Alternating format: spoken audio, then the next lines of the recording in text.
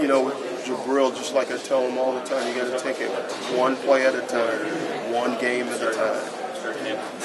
And does he tend to accelerate? Oh, yeah. I mean, he does. He does. Why do you think so? I mean, what about him? Is his motor that? I think his motor, and I think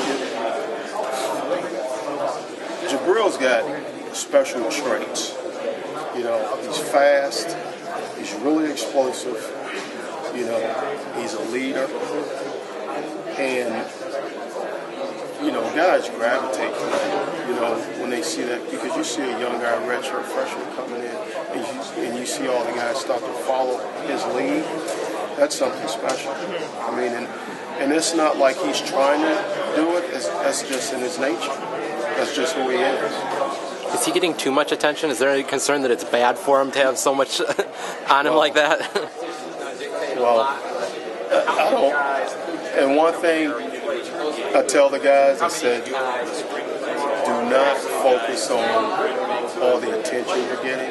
And just like I tell them in the classroom when we're preparing ourselves to play each and every week, I say there's never pressure when you're prepared. So don't put pressure on yourself, you know, each and every week. I say, but if you prepare, there is no pressure.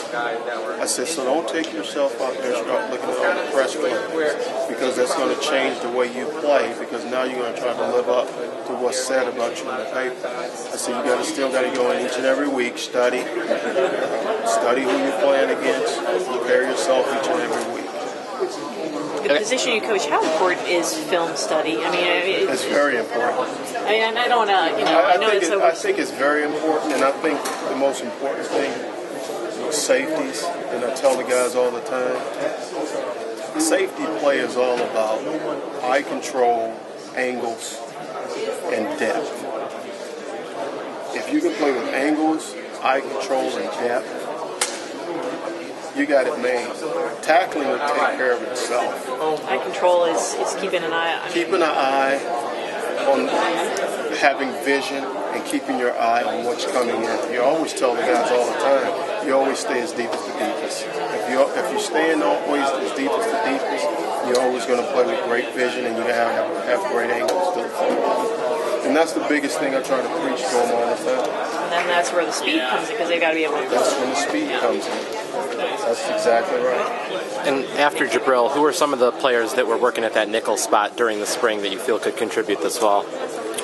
I think one of the guys, you know, that was working at the spot was Blake Countess. Right. You know, we had Blake and Jabril working, so when we lost Blake, that's when we found Wayne Lyons.